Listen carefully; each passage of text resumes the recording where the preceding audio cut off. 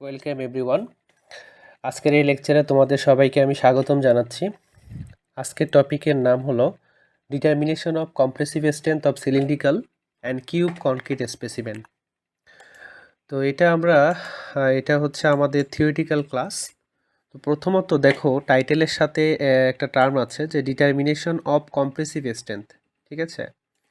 তো compressive strength কাকে বলে? কম্প্রেসিভ স্ট্রেংথ যদি বুঝতে চাও, মনে করো এটা হলো একটা স্পেসিমেন। এটার এই পাশ থেকে এদিকে ফোর্স দিতে হবে, এর রাইট থেকেও এইভাবে ফোর্স দিতে হবে। তার মানে কি? ভিতরে সংকুচিত হওয়া, ঠিক আছে? তো এই টাইপের যদি ফোর্স দেওয়া হয় তাহলে তার জন্য যে স্ট্রেন্থ তৈরি হয় সেটাই হচ্ছে কম্প্রেসিভ স্ট্রেন্থ। আরও যদি ভালো করে বলি তাহলে কোনো একটা স্পেসিমেন যে লোড অ্যাপ্লাই করার পরে তার ক্র্যাশিং শুরু হবে, তার বন্ডগুলো ভাঙতে শুরু করবে, সেই যে লোডটা, সেই ক্র্যাশিং লোড, দ্যাট মিন্স হচ্ছে compressive strength CS is equal to crushing যে লোডটা, ঠিক আছে? ক্রাশিং যে লোডটা ডিভাইডেড বাই হচ্ছে ক্রস সেকশনাল এরিয়া, ঠিক আছে? ক্রস সেকশনাল এরিয়া আমি সংক্ষেপে লিখতেছি, তোমরা সংক্ষেপে লিখতে যেও না। আচ্ছা, তো compressive strength is equal to কি বললাম? ক্রাশিং লোড, যে লোডের কারণে স্পেসিমেনটা বন্ড ভাঙা শুরু করবে, অর্থাৎ ফেল করবে স্পেসিমেনটা, সেই লোডটা যেটা ইউটিএম মেশিনে হচ্ছে আমাদের কিলো নিউটনে পাবো, সেখান থেকে আবার নিউটনে করতে হবে, কারণ এখানে যে সূত্রটা ডেভেলপড করা সেটা হচ্ছে নিউটনে দরকার হবে আমাদের। সো সেই ক্ষেত্রে আমাদের 1000 দিয়ে গুণ করে নিউটনে কনভার্ট করতে হবে। আর cross sectional area, that means এটা যেহেতু সিলিন্ড্রিক্যাল বলেছে, দ্যাট মিন্স হচ্ছে অনেকটা দেখতে হচ্ছে এরকম, যে এরকম আর কি, ঠিক আছে? তার মানে খেয়াল করে দেখো যে এর কি থাকবে, এর একটা হাইট থাকবে, এর হচ্ছে একটা ক্রস সেকশনে একটা ডায়ামিটার থাকবে।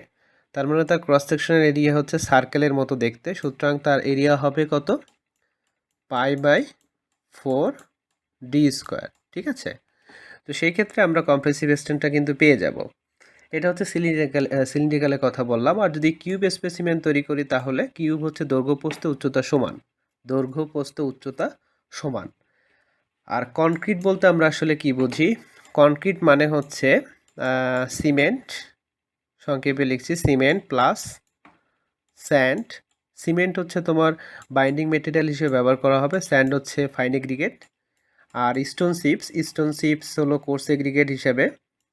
স্টোন চিপসের পরিবর্তে গ্রাভেলস, ব্রিক এগুলো ব্যবহার করতে পারি, প্লাস হচ্ছে ওয়াটার, ঠিক আছে? তো এই চারটা একসাথে মিক্সড করলে যে কম্পোনেন্ট তৈরি হবে সেটাকে আমরা বলবো হচ্ছে কনক্রিট। তো দেখো মোটামুটি আমাদের টপিকের সাথে যেগুলো ছিল সবগুলোই হচ্ছে আমরা মোটামুটি বুঝতে পারলাম। এরপর আমরা আসি হচ্ছে এই এক্সপেরিমেন্টের আসলে অবজেক্টিভসটা কি, ঠিক আছে? অবজেক্টিভস তো একটাই, যে আমরা যে স্পেসিমেনটা তৈরি করব, আমরা প্র্যাকটিক্যালে বেসিক্যালি হচ্ছে কখনো কখনো সিলিন্ড্রিক্যালও তৈরি করি, কখনো কিউবও তৈরি করি, যে শেপেরই করি না কেন, উদ্দেশ্য একটাই যে আমরা কম্প্রেসিভ স্ট্রেন্থটা বের করতে চাই। এরপর আসি হচ্ছে আমাদের ইন্ট্রোডাকশনের ব্যাপারে।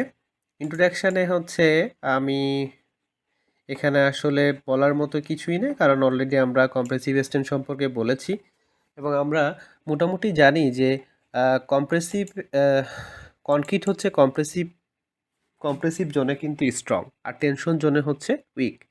সো কম্প্রেসিভ স্ট্রেন্থ যত বেশি পাওয়া যাবে তত বেশি কনক্রিটের জন্য ভালো, এবং আমাদের ওভারঅল হচ্ছে অবজেক্টিভসও সেটাই। সো সেক্ষেত্রে আমরা এই কম্প্রেসিভ স্ট্রেন্থটা যত প্রপারলিভাবে করতে পারবো তত হচ্ছে আমাদের হলো অবজেক্টিভসটা গেইন করতে সুবিধা হবে। তো কনক্রিটের হচ্ছে তোমার ইউনিট ওয়েট হচ্ছে কত? ইউনিট ওয়েট হলো 150 পাউন্ড পার ফিট কিউব, ঠিক আছে? 150 পাউন্ড পার ফিট কিউব, ঠিক আছে? ওকে।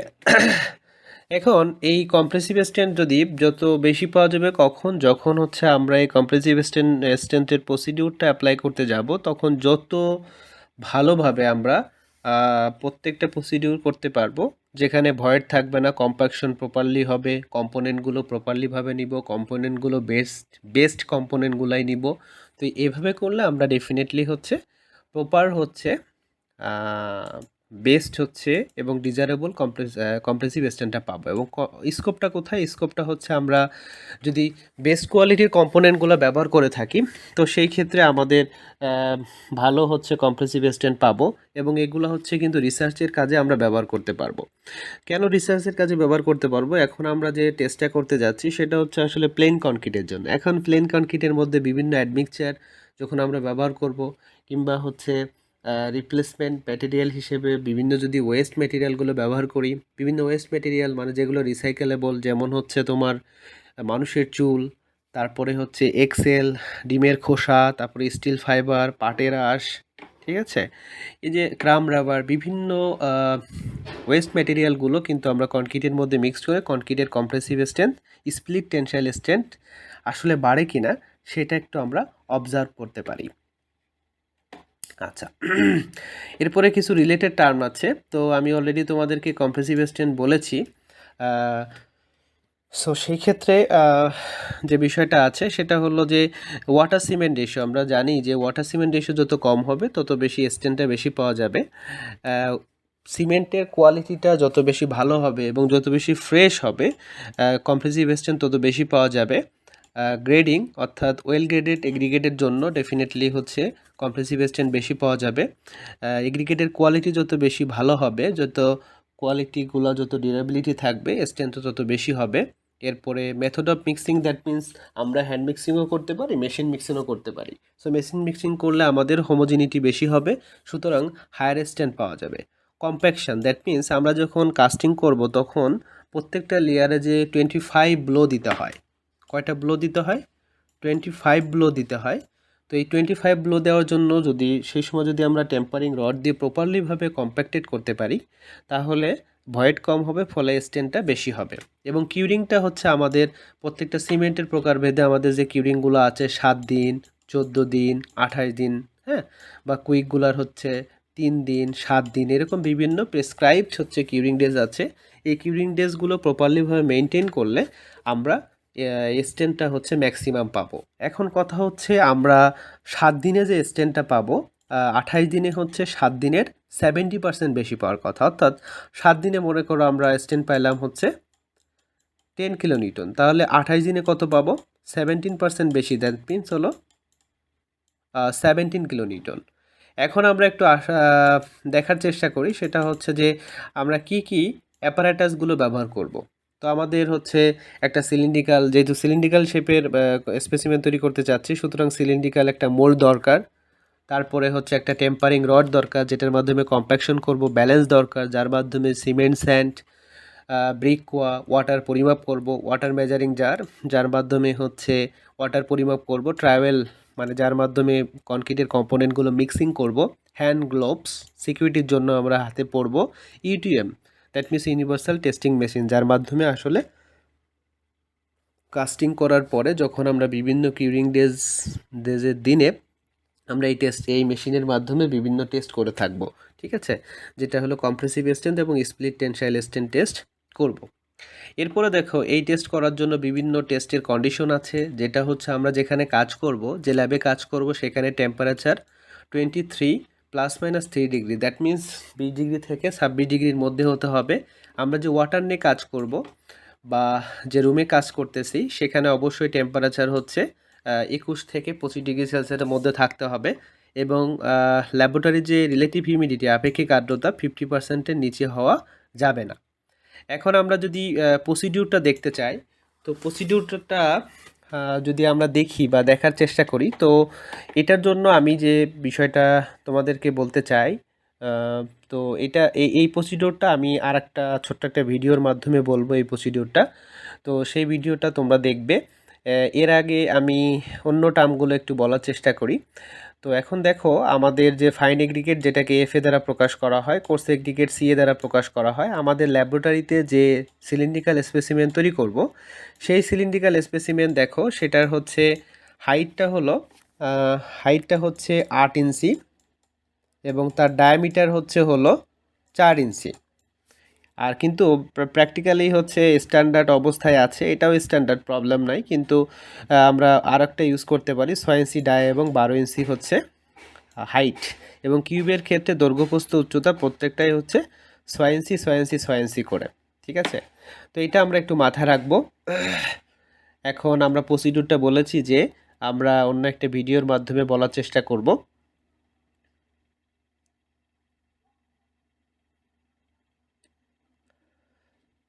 এখন আমরা ক্যালকুলেশন করে দেখাবো। ক্যালকুলেশন করে যেটা বললাম প্রসিডিউরের মধ্যে কিছু ক্যালকুলেশন আছে, এই ক্যালকুলেশনটা ওই ভিডিওটার মাধ্যমে তোমাদেরকে দেখানোর চেষ্টা করা হবে আর কি। এরপরে দেখো, এরপরে আমরা একটা গ্রাফ তৈরি করব। এখানে অনেকগুলো গ্রাফ তৈরি করতে বলা হচ্ছে। আমি তোমাদের অনেকগুলো গ্রাফ তৈরি করতে হবে না, তোমাদের একটা গ্রাফ তৈরি করতে হবে। একটা হচ্ছে কি, এক্স এক্সিসে দিতে হবে হচ্ছে আমাদের age of concrete, age of concrete, age of concrete. অবশ্যই সেটা হচ্ছে ডেতে থাকবে, ডেজ, হ্যাঁ। আর ওয়াই এক্সিসে কি থাকবে, ওয়াই এক্সিসে থাকবে হচ্ছে কম্প্রেসিভ স্ট্রেংথ, কম্প্রেসিভ স্ট্রেংথ অবশ্যই এটা মেগা প্যাসকেল, হ্যাঁ, মেগা প্যাসকেল। মেগা প্যাসকেল যে জিনিস একই হচ্ছে কথা নিউটন পার মিলিমিটার স্কোয়ারে, ঠিক আছে। মানে নিউটন পার মিলিমিটার স্কোয়ার মানেই হচ্ছে মেগা প্যাসকেল। তো এইভাবে করে যদি 7 দিন 14 দিন 28 দিনের মানগুলো নেই, তাহলে এরকম টাইপের একটা গ্রাফ পেপার আমরা পাবো, ঠিক আছে। এটা আমাদের প্লেন গ্রাফ পেপারে এক্সেল শিটের মাধ্যমে করতে হবে। এখন আমরা যে প্রসিডিউরটা অ্যাপ্লাই করলাম সেটা হচ্ছে ASTM, American society for testing materials এর এই কোড অনুসারে করছি, হ্যাঁ। এই কোডগুলো তোমাদের মুখস্থ করার দরকার নেই, জাস্ট মনে রাখলে চলবে, বিভিন্ন রিসার্চের সময় এগুলো ইনক্লুড করতে হবে। এরপরে দেখো, আমাদের এই ডেটা শিট দরকার হবে, যে স্টুডেন্ট নেম দরকার হবে, স্টুডেন্ট আইডি দরকার হবে, টাইপ অফ মেটেরিয়াল দরকার নেই, এগুলো কোনো কিছুই দরকার নেই, ডেট অফ পারফরমেন্স লিখবা শুধু। তারপর এজ ডে, এইটা হলো আসলে প্রত্যেকটা দিনের জন্য আমাদের আসলে 3টা করে স্পেসিমেন তৈরি করতে হয়, 3টা করে, মানে 7 দিনের ক্ষেত্রে একটা স্পেসিমেন, 2টা, 3টা, তারপরে 14 দিনের জন্য হচ্ছে আর 3টা, 28 দিনের জন্য আবার 3টা। এই 3টার আবার অ্যাভারেজ নিয়ে ক্যালকুলেশন করতে হয়। ওয়াটার সিমেন্ট রেশিও যে গ্রেডের কনক্রিট ধরবো সেই অনুপাতে ধরতে হয়, বিষয়গুলো আমরা পরে বলবো। তো সেই ক্ষেত্রে হচ্ছে আমরা এই এখানে যে ক্যালকুলেশনটা আমরা প্রসিডিউরের মধ্যেই বলার চেষ্টা করব। তো দেন আমরা এই হচ্ছে মোটামুটি আমাদের এই লেকচারটা। তো আশা করছি তোমরা বুঝতে পেরেছো। অবশ্যই অবশ্যই প্রসিডিউর এবং ক্যালকুলেশন ভিডিওটা দেখবে। ভালো থেকো সবাই।